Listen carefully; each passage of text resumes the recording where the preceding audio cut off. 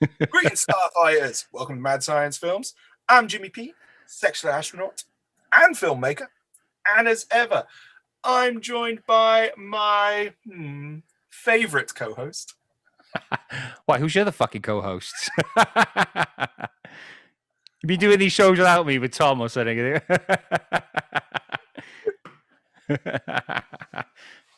There we go. So anyway, James Morrissey, There you go. jealous co-host. Yeah. Yeah, jealous co-host. Yeah, that's it. That's my new nickname, jealous co-host. Jealous co-host. How's it going out? Without me. Who is he, people? There we go. First up, if you're in the UK and a Prime Video member, please check out our fourth feature film for free.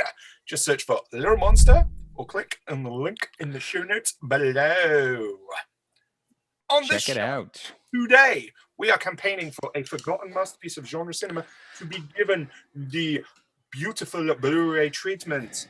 This week, James M has got a little film for us. Jim, what are you bringing to the table? We have 1986 Evil Laugh. So a group of med students a group of med students fix up an old house over the weekend where a mass murder occurred 10 years earlier. Mayhem ensues. Pretty much nails it. There's not much more depth to it than that. It really is. No. So anyway, I was searching online for forgotten and released films, horror films. So IMDb kindly presented a list of films to me, and this was on there. So it's actually touted as a comedy horror. So yeah, some maybe. Yeah. So I slapped it on. I kind of watched it. Yeah, Jim, what did you think before I get into my? Yeah, so this was a first-time watch, except for I'd seen the bit where they tidy up the house to a musical montage that was going around as a meme on Facebook, like about a couple of years ago. So otherwise, yes, first-time watch. Interesting, you said horror comedy. Both two very difficult to do genres. You know, to do horror is difficult, an effective horror. To do a comedy can be, some would say, even more difficult. To do a horror comedy, wow, I mean, you're really going for it. And unfortunately, Jim, I think it fails at both. Yeah, not a big fan. Not a big fan. Out of all of the films you've brought to the table, mate, this is probably the least favorite so far. Yeah. So, Jim, what did you think? So it wasn't the strongest of slasher horror films I've ever seen in my life, and I think this is just on the bandwagon of. I mean, it's 1986. There's a lot of slashers going on. Like the whole setup is pretty much carbon copy of other films, and it wasn't really anything special. Sorority House Massacre 2, really, is it? Yeah. So and I was kind of underwhelmed by the killer quite a lot, actually. Not the best kills, not very creative, I should say. I thought the backstory is pretty more interesting than the actual film itself. That's the thing. It's the making of and what happens after the film is more interesting than the film itself. So Jim sent me the link, and I was just like, oh, okay. And like I do when Jim sends me, I hop on IMDb and try to check it out because I recognize the title. And then I saw the director's little thumbnail. I was like, I recognize that guy. What do I recognize? That? So, probably best known to horror audiences as what's the character's name? Is it Joey? Joey, yeah. 14th part 5. 5, yeah. The unfortunate guy who gets killed very towards the beginning of the film, chopped up by an axe, not by Jason either. So, no. How unlucky must you be to get killed in a Friday? But not by Jason. I mean, has that happened much? Probably not. No. And then Jim, do you want to tell us about the other kind of bit about all this? So we're talking about Dominic Brascia, I'm assuming it's pronounced. Anyway, so this guy was obviously in Friday the 13th. He's a huge horror fan. Good mates with the late Corey Haim, as we all know, was thanks to Corey Feldman, was apparently abused by in particular Charlie Sheen.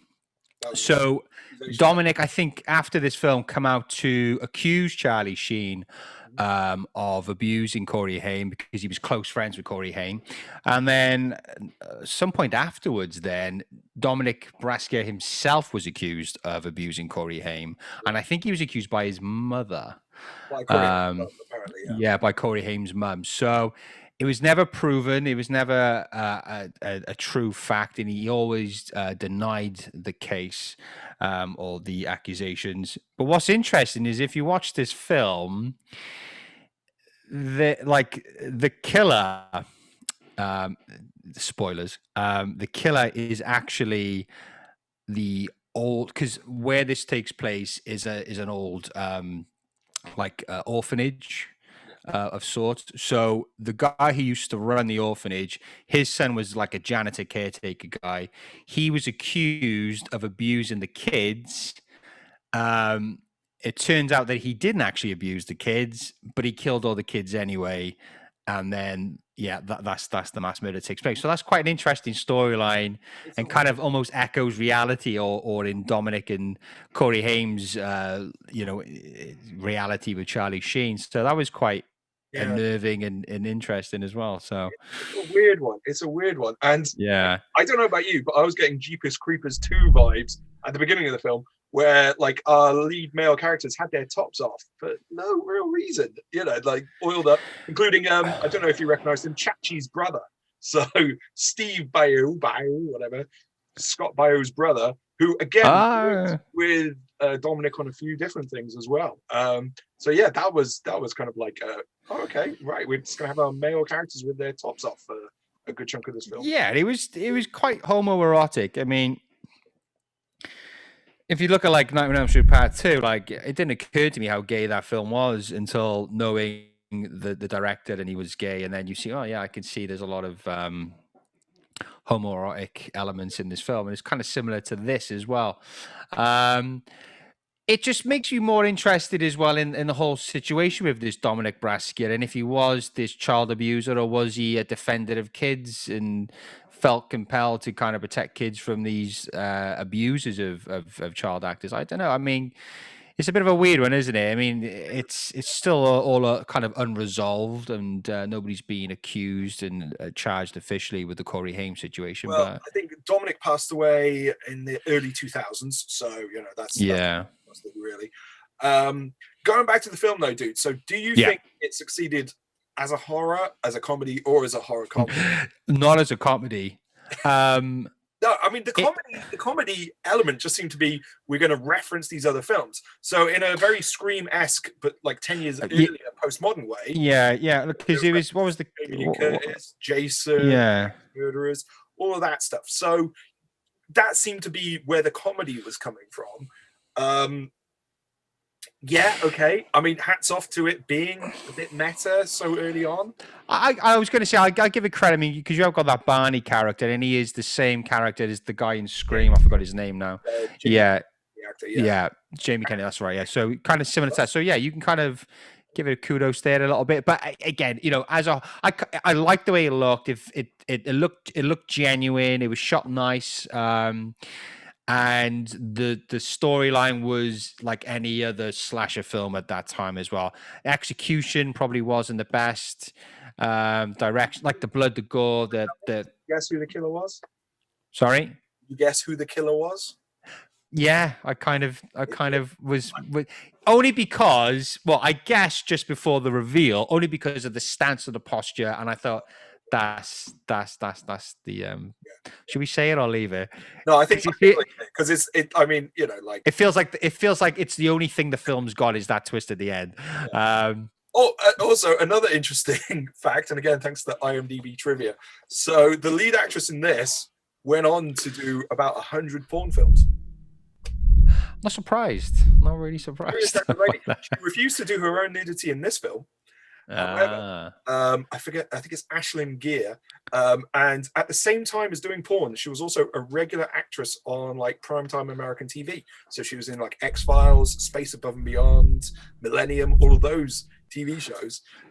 Some of the titles which I haven't seen, but I kind of want to check out is Squirts and Total Reball. Oh, sound like very highbrow entertainment there, Jim. Yeah, I'm not surprised by that. Yeah, I mean, overall, it looked good.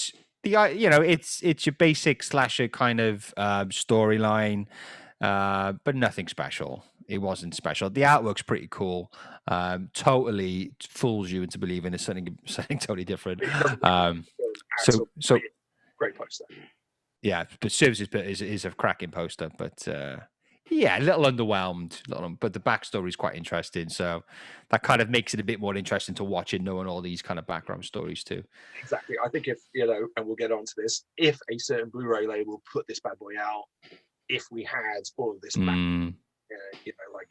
the behind the scenes of what all that stuff, yes, that'd be an interesting story. It'd be nice to know Charlie Sheen enjoyed the film too. Not a fan of horror movies. I mean, if you remember, he watched some of those like Japanese straight-to-video stuff and thought it was actual snuff movies, and then called the FBI. So probably best to keep Charlie Sheen away from horror movies. So Jim, which Blu-ray labels do you think could put this bad boy out for us? Well, there's a few. I mean, slashers are quite popular, aren't they? So there's a few. So Shout Factory. Okay. They got a good selection of 80s horrors, slashers, The Burning, Final Exam. I think they got Friday the 13th collection on there as well, if I believe. Yes. Yep, Arrow. Yep. They got some of my favorites like Blood Rage. That's a good one, that is. Yeah, good film there. Vinegar Syndrome. Madman. That's another classic. Slaughterhouse. There's plenty, I think, of labels. But yeah, it'd be nice to see a label that could add a bit more of that kind of juicy additional backstory as well. So yeah, I've got Arrow again, really just for like the extras they could bring to it. Yeah. And under my recommendations, they put out some of the other films which I feel you could kind of do in a double bill. So I'll get onto that in recommendations. The other one I would pick up, which you didn't say, would be 88 Films and their slasher collection. Yeah. Again, as you said, a very popular subgenre. So yeah, 88 Films. I want to check out this bad boy. Okay, Jim. So you've sat through Evil Laugh. What are you going to put on next? Well, to cleanse your palate, I would probably put on Friday the 13th. Any one of them, to be honest. I think the first one, just for that deja vu kind of experience. Yes. Oh yeah. We'll leave it at that. But yeah, definitely to see how it's done. New York Ripper, a really good film. So if you like weird voices and slashing and stuff like that, then yes, check out New York Ripper. And there's so many slasher horror films to watch. So just type in slasher horror films 1980s and just fill your beans. All righty. Sorry. I talked about Arrow. They also put out Doom Asylum, which again I don't massively rate, but again it's one of those horror. Yeah, remember that one. Really either, but I would say the gore and the kills in Doom Asylum are better than Evil Laugh. Yeah. I think for actual horror comedies, which are more on the comedy side, and I would say probably more successful, Return to Horror High and Splatter University. Which one of those two also has the comedy voice killer? Those two are just I binge watched like loads of like horror spoofs at the same time, slasher spoofs. Yeah. They've all kind of merged together, unfortunately. And then another one which I think is successful for the comedy and massively successful for the gore and the horror is Intruder, directed by Scott Spiegel, featuring loads of the Evil Dead team, Bruce Campbell, Sam Raimi, those guys in it too, Ted Raimi as well, of course. So definitely check out Intruder, how it's done. Okay. All right, Jim. So successful, man. I'm a little bit disappointed. Next week you're going to bring your A game, okay? Well, you keep messing up with my head with your fucking films.